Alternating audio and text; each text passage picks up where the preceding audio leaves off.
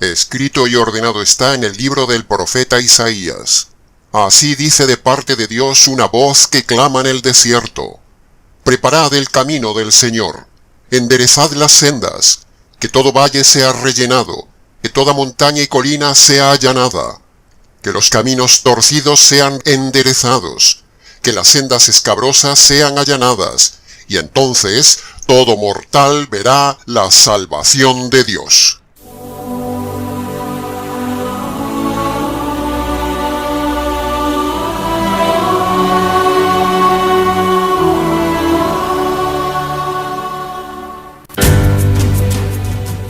Muy buenos días, muy buenas tardes o quizás muy buenas noches, estimado oyente, según sea la hora y el país donde se encuentre escuchando este mensaje. Saludamos muy cordialmente a todos nuestros oyentes hispanoamericanos desde Canadá hasta el sur de Chile. Les habla nuevamente el pastor bautista Nikos Ricoy, director del programa Encuentros y del Ministerio Tinajas, llenando siempre a cada persona que nos escucha con el agua fresca y limpia de la palabra desde aquí en España. Muy bienvenidos una vez más a todos y muchas gracias por venir al encuentro de hoy de nuestro programa Encuentros.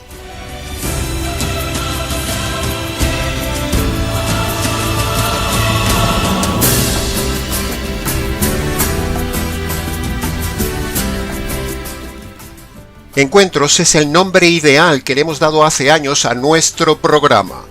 Porque de eso se trata, estimado oyente. Se trata de que usted tenga un lugar donde venga a encontrarse con la verdad y encontrarse con quienes predicamos la verdad radical ante la paupérrima situación languideciente de las iglesias del día de hoy, y a la vez que las personas necesitadas de la verdad, en medio de un mundo lleno de iglesias falsas y pastores y pastoras falsas, encuentren un referente de la verdad.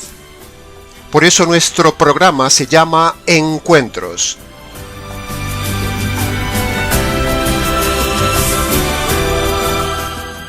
Desde el Ministerio Tinajas y este programa Encuentros, queremos que usted se encuentre cada semana con nosotros para enseñarle la verdad que muy probablemente, nadie le ha enseñado en su vida. Porque en el día de hoy, lo que se ve por ahí como enseñanza bíblica es cualquier cosa menos enseñanza correcta de la Biblia. En esos lugares, mal llamados iglesias, se abre la Biblia, sí, pero no se enseña la Biblia. Se abre la Biblia para presumir, para hacerle venir a cantar y así despertar sus emociones. Se abre la Biblia para llenar un local, para manipular a las personas y sobre todo, se abre la Biblia para sacarle el dinero a las personas porque eso es un negocio redondo. La Biblia se ha convertido en un negocio, estimado oyente. Y como dice el refrán español, en el país de los ciegos, el tuerto es rey. Y así sucede en las mal llamadas iglesias del día de hoy. Los ciegos están siendo guiados por tuertos que tampoco ven correctamente la verdad. Pero los tuertos son más agudos, son más listos que los ciegos y por eso se aprovechan de ellos. Para enseñorearse de los ciegos, explotar a los ciegos, hacerse reyes soberbios de la congregación ciega y así gobernar y vivir mejor. Por eso los enemigos tuertos del Ministerio Tinajas, en cuestión de doctrina, siempre pierden ante la verdad expositiva, contundente, radical y única que exponemos en este canal. Compruebe lo que decimos, estimado oyente. Compare lo que decimos con esos supuestos maestros titulados en griego, con los pastores titulados en teología, salidos de institutos bíblicos y etcétera. Simples enseñadores arrogantes e ignorantes perdidos que llevan a la gente a más ignorancia y a la condenación eterna como van ellos. Es cierto que hay 7.000 que no han doblado aún sus rodillas ante la doctrina falsa del día de hoy, y nos alegramos por ello, pero seguimos siendo muy pocos para denunciar tanta mentira antibíblica en el día de hoy. Sabemos que el Ministerio Tinajas y este programa Encuentros tienen cada día más adversarios, pero eso es lo normal. Hay gente a la que le rechinan los dientes ante lo que decimos como sucedía en los días de Esteban con los religiosos de su día, que cuando Esteban disertaba la verdad, se mordían la lengua y les rechinaban los dientes ante la sabiduría imparable de Esteban, como dice Hechos capítulo 7. De la misma manera, estimado oyente, sucede en el día de hoy con este Esteban que les habla. Decir la verdad hace despertar a las serpientes del desierto, hace salir a las serpientes de sus madrigueras y silban de rabia por lo que decimos. Pero esta voz que clama en medio del desierto rodeado de piedras y serpientes no callará. Y lo haremos así para ayudar a los que buscan la verdad.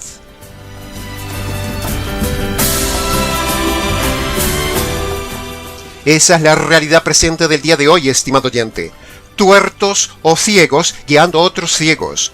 Por eso, desde este programa Encuentros, invitamos a los oyentes a que se encuentren con nosotros en nuestro programa habitual para ver la luz de la verdad en cada tema, para distinguir las serpientes, para detectar a los tuertos y no seguir a los ciegos. Aquí en este programa les mostramos solo la verdad y nada más que la verdad, como la luz nítida de un día de sol. Y de esa manera usted tenga un referente doctrinal, usted tenga paz, usted tenga un lugar donde venir a conocer la verdad y usted se esfuerce en comparar lo que enseñamos aquí por parte de este moderno Isaías, de este moderno Pablo, de este moderno Esteban o como un moderno Juan el Bautista clamando en el desierto ante piedras y ante serpientes. Compare, estimado oyente, compare usted lo que enseñamos aquí, esfuércese, compare la charlatanería que enseñan los tuertos y los ciegos del día de hoy. Simples metales que rechinan de envidia y solo hacen ruido ante su audiencia, predicando falsa doctrina y un falso evangelio. Habiendo dicho todo esto, entremos entonces en el análisis expositivo del mensaje del día de hoy para ustedes, estimados oyentes que buscan la verdad.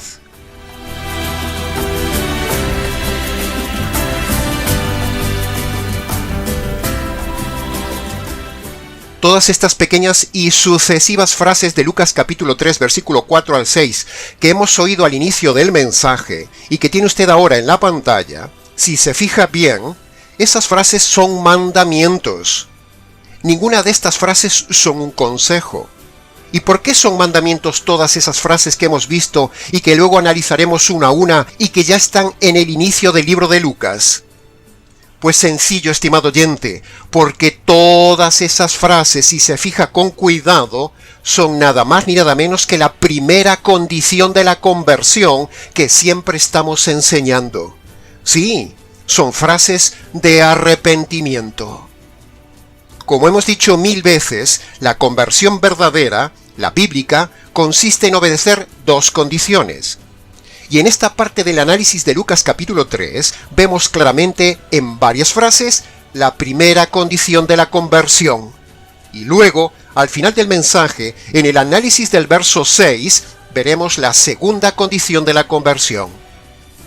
Siempre están presentes las dos condiciones, estimado oyente, como tantas veces lo hemos enseñado en el canal. Solo hay que buscarlas. Pasemos entonces al análisis expositivo de la primera frase del versículo 3 que dice: «Preparad el camino del Señor». ¿Está usted correctamente preparado, estimado oyente, para cuando venga el Señor a buscarle por medio de la muerte o cuando venga en su segunda venida? ¿Está usted seguro que se ha convertido por el método correcto? ¿Se ha preparado con alguien correctamente preparado? ¿O simplemente le han mojado, le han metido en un local a cantar, le han metido en un lugar a diezmar y usted ha repetido la falsa oración de fe o la oración del pecador? ¡Ay, estimado oyente! Eso no es estar preparado. Eso no es el camino del Señor. Esa no es la forma de estar preparado para el día del encuentro con el Señor. Congregarse varias veces en un local durante años no le hace salvo. Congregarse no es la forma de estar preparado para encontrarse con el Señor. Miles de lobos pastores y serpientes pastoras, negociantes de la fe, le han engañado y presionado con eso de que si usted deja de congregarse, usted no estará preparado para cuando venga el Señor, o se irá a los caminos del mundo. ¡No! Eso es falso. Usted no tiene que congregarse para ser salvo, para estar preparado cuando venga el Señor, o cuando lo llame por medio de la muerte. ¡No! y mucho menos congregarse en esos lugares de mala doctrina y mala conducta pastoral. Usted no tiene que pagar diezmos para estar preparado. Usted no tiene que cumplir el sábado para estar preparado para cuando venga el Mesías. Usted no tiene que repetir una oración de fe para estar preparado. Usted no tiene que dar y dar y dar primicias para estar preparado. La preparación, estimado oyente, es por medio de la conversión que produce el verdadero evangelio jurídico dado a los gentiles. Solo el evangelio lo prepara usted para cuando el Señor lo llame o lo busque. Así que reflexione en esto y obedezca este mandamiento y prepárese correctamente para venir al encuentro del Señor.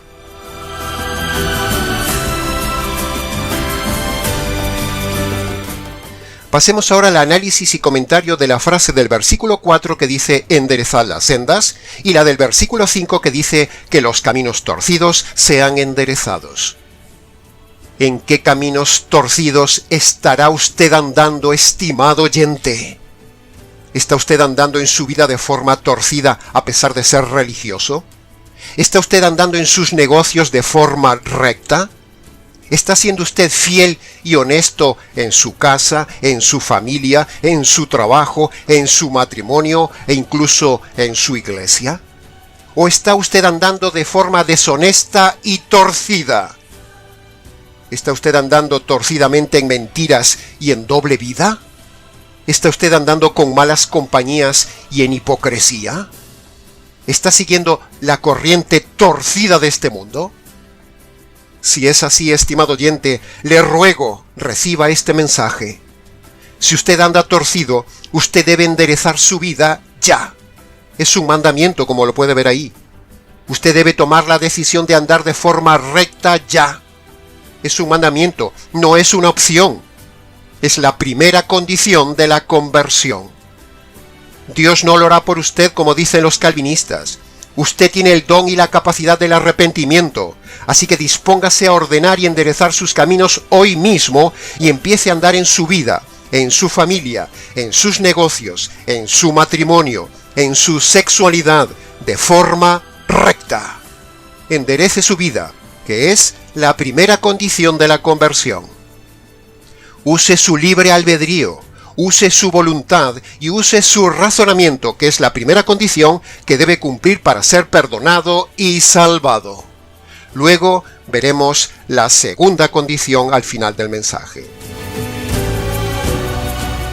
Pasemos ahora al análisis brevemente expositivo de la frase del versículo 4 que dice que todo valle sea rellenado. Si a su vida le falta contenido, si su vida es más bien un valle de lágrimas sin esperanza, si su vida está hueca, si su vida no tiene sentido, si su vida está vacía como un valle, si su vida le falta relleno porque solo aire, entonces usted necesita rellenar su vida con el contenido sólido de la verdad del Evangelio. Pasemos ahora al breve análisis del versículo 4 con la frase que dice que toda montaña y colina sea allanada. ¿Y qué significaría eso? Pues como parte de su arrepentimiento, como parte de la primera condición de la conversión que estamos viendo, el Señor aquí dice que usted debe dejar su altura, debe bajar de la montaña de su altivez, debe dejar su soberbia, su altanería, su prepotencia, su machismo, su arrogancia, su dictadura, su dureza de corazón. Usted debe demoler la montaña de su autosuficiencia, la colina de la terquedad, la cordillera de su orgullo, la soberbia de sentirse seguro en su montaña, esa montaña de la soberbia, de la resistencia, de la insensatez, de la inmovilidad, la montaña de la dureza de corazón, la montaña de sentirse más que otros, esa montaña elevada de soberbia donde usted vive siempre, esa fortaleza de resistencia que está en la montaña de su vida, debe ser cortada y derribada. Esa colina de la autodefensa y la autojustificación de sus ideas debe ser demolida. Usted debe sujetarse a la palabra de Dios y usted debe quebrarse ante Dios con su orgullo, con su soberbia, su resistencia y su terquedad, Todo eso debe ser allanado, como dice el Señor en este pasaje. Pasemos ahora al análisis y comentario expositivo de la última frase del pasaje del día de hoy, que dice: y entonces todo mortal verá la salvación de Dios. ¿Qué significa esa primera parte de la frase "y entonces"? Pues significa que, si uno ha cumplido la primera condición, es decir, si uno ha obedecido las frases que hemos comentado antes, entonces, ahora sucederá lo segundo. Ahora Dios hará entonces su parte. Ahora Dios le mostrará la salvación. Es decir, primero usted se quiebra ante Dios y endereza sus caminos. Eso es el arrepentimiento. Y segundo, entonces Dios ahora le da la buena noticia de parte de Él. Ahora viene la noticia anhelada que complementa lo que el hombre hace. Es decir, cuando el hombre se arrepiente, cuando reconoce sus malos caminos, los endereza y se baja de sus montañas, entonces Dios luego le muestra la salvación, para que el hombre, por medio de la fe, se agarre de esa salvación que necesita. Y así tenemos las dos partes, la parte de Dios y la parte del hombre. Y a la vez tenemos las dos condiciones teológicas, arrepentimiento y fe. Primero, la acción del hombre libre y voluntaria. Y la primera condición, reconocer sus pecados, o sea, el arrepentimiento. Segundo, la acción de Dios, mostrándole la salvación hecha en la cruz que el hombre toma por medio de la fe, que es la segunda condición. Dos acciones, dos condiciones. Dos acciones, dos condiciones. Dice el texto: todo mortal verá la salvación de Dios. No dice unos pocos verán la salvación de Dios. No. Ni tampoco dice que Dios salvará a unos pocos privilegiados seleccionados por Él. No, y 1000 veces no. No dice eso el texto, como dicen los necios calvinistas reformados que pasan por cristianos pero son falsos. Dicen que la salvación es para unos pocos, pero eso es mentira. Dios no hace acepción de personas, como dice en Deuteronomio capítulo 10, versículo 17. Yahvé, nuestro Dios, no hace acepción de personas ni acepta sobornos. Ahí lo tiene, estimado oyente. Si unimos este texto con el que estamos estudiando de Lucas capítulo 3 versículo 6, los textos dicen claramente que la salvación es para todos. Y luego sí, cada uno decidirá libremente en su libre albedrío si recibe o rechaza esa salvación. Pero eso ya es otro tema. Dios ha diseñado la salvación, la redención, la expiación para todos los hombres sin excepción. No solo para unos pocos, como dicen los reformados calvinistas, que confrontan esta verdad bíblica, que dice todo mortal verá la salvación de Dios, con su doctrina errada de que Dios elige solo unos pocos para salvación.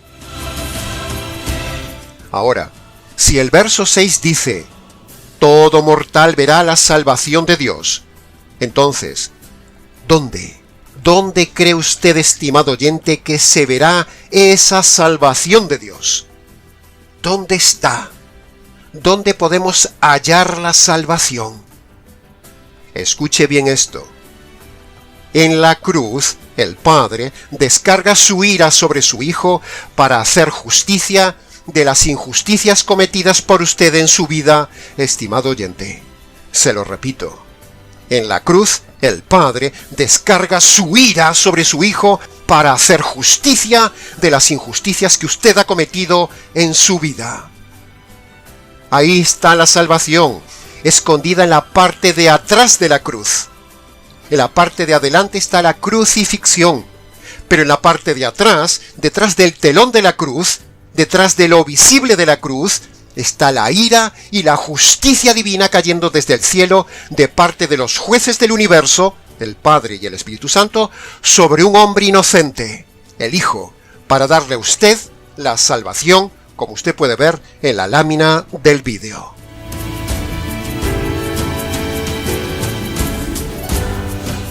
La salvación consiste básicamente en juntar lo que hizo Dios en la cruz con las dos condiciones que debe hacer usted, estimado oyente. Se lo repito, la salvación consiste básicamente en juntar lo que Dios hizo en la cruz, es decir, descargar la justicia sobre su Hijo, con las dos condiciones que usted debe obedecer, estimado oyente. ¿Y qué hizo Dios en la cruz? Como hemos dicho, Dios descargó su furia de enojo sobre su Hijo para descargar la justicia que merecen los pecados del hombre. ¿Y qué debe hacer el hombre para ser salvo? El hombre, o sea usted, primero, debe reconocer sus injusticias ante Dios y abandonarlas. Es la primera condición.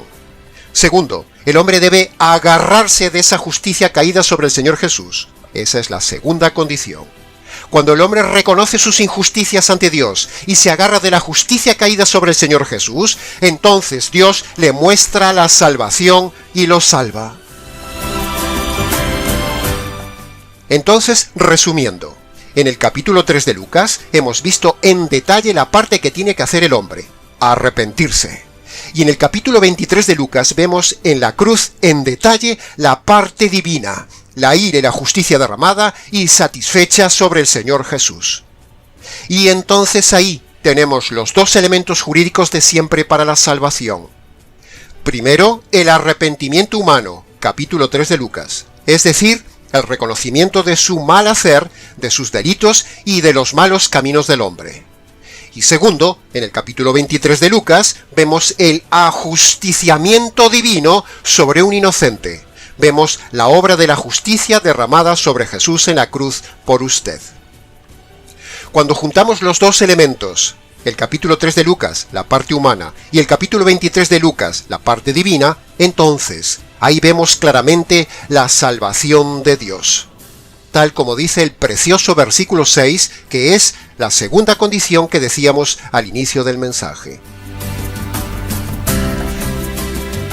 Maravilloso es el estudio expositivo e integral de la palabra de Dios, estimado oyente, como hemos visto en estos dos capítulos armonizados, el capítulo 3 y el capítulo 23 de Lucas. Como siempre decimos, es un gozo y un disfrute sumergirse en las profundidades coralinas de la armoniosa palabra de Dios, donde todo encaja siempre perfectamente. Una vez más, nuestra tesis soteriológica, que es la bíblica, queda demostrada en que la salvación es por medio de dos condiciones. Primero, por reconocer los malos caminos, como hemos visto en el capítulo 3, verso 4 y 5. Y segundo, por agarrarse de la justicia divina descargada sobre el Señor Jesús en la cruz, que es la salvación de Dios que vemos en el capítulo 23 de Lucas. Así que salga del engaño de la oración de fe, estimado oyente. Salga del engaño de la Eucaristía. Salga del engaño de estar en una iglesia o una parroquia donde invitan a pasar al frente a repetir una oración o a tomar la Eucaristía. Escape de todo eso y de esos lobos con piel de oveja y de esas serpientes con plumas. Lo que ellos dicen es bíblicamente falso. Esa no es la salvación de Dios. La oración de fe o la Eucaristía no salva a nadie. En verdad le digo, estimado oyente, que lo que salva es lo que hemos enseñado en el día de hoy. El Evangelio y sus dos condiciones, como dice Marcos capítulo 1, versículo 15. Que conste en acta.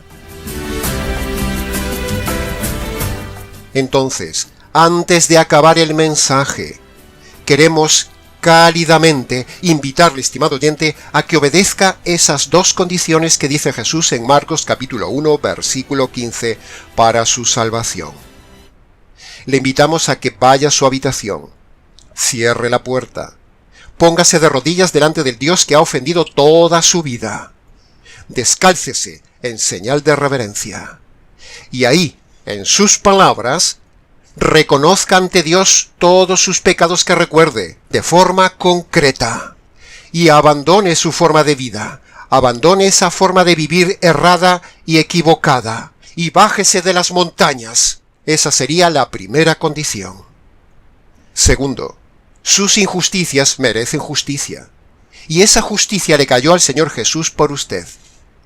Ahora Dios le pide que usted se agarre de esa justicia. Usted se apropie de esa justicia que le cayó al Señor Jesús. Usted reciba, usted crea, se eche encima esa justicia sobre sus injusticias. Y cuando usted obedece esas dos condiciones, reconoce sus pecados y los abandona, y se apropia de la justicia de la cruz, ahí, en esa habitación, Dios lo perdona y lo salva. Luego, antes de levantarse, dele gracias al Señor por conocer este verdadero evangelio, y luego, si quiere, venga y cuéntenoslo. Y hasta aquí, estimados oyentes, con el nuevo y breve mensaje del día de hoy. Como siempre decimos, mucho más se podría haber dicho del tema, pero con lo dicho es suficiente. Para preguntas, comentarios y demás, si quiere, escríbanos. nicos@gmx.es. Les ha compartido la verdad, solo la verdad y nada más que la verdad maravillosa de estas dos partes de la palabra de Dios, este expositor bíblico radical, Nikos Ricoy del Ministerio Tinajas, como siempre, desde aquí en España para todo el mundo hispanoamericano. Será entonces hasta nuestro próximo programa Encuentros.